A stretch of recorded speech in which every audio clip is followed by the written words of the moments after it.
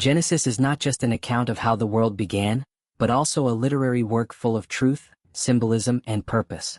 Its opening chapters are written with a rhythm and structure that reveal a deep message. One of the most notable examples is the parallelism in the 6 days of creation, a perfect symmetry that unites form and content. When we read closely, we discover that the 6 days of creation are not arranged randomly, but organized into 2 complementary blocks: the days of forming 1 to 3, and the days of filling 4 to 6. Day 1. God separates light from darkness, establishing the cycle of day and night. Day 4. He sets the sun, moon, and stars as lights to govern that light and darkness. Day 2. God separates the waters above from the waters below, forming the sky and the seas. Day 5. He fills these spaces with birds that fly in the sky and fish that swim in the depths. Day 3. Dry land appears and vegetation begins to grow. Day 6.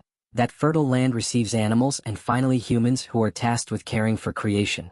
The parallelism is clear. Each day of forming has a corresponding day of filling.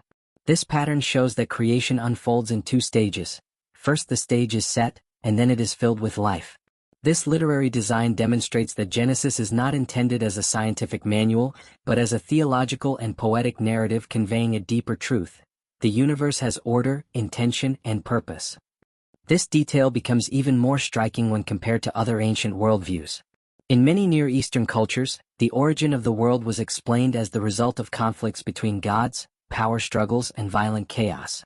In contrast, Genesis presents a God who does not fight but orders, who does not improvise but establishes a carefully structured plan. Each literary parallel is a statement of faith. The cosmos is not the product of chance, but of the will of a creator who separates, organizes, and fills with purpose.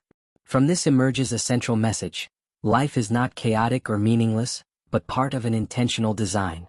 The parallelism of the 6 days of creation invites us to view Genesis not just as ancient history, but as sacred poetry. It's a reminder that the universe was designed and ordered, and that everything has its place within that plan. The symmetry between forming and filling reveals that creation is not improvisation, but divine artistry. Thus, the account not only tells us what was created, but also shows how that order communicates the character of God, a creator who shapes, who fills, and who ultimately crowns his work with man and woman, called to participate in that order and care for what has been made.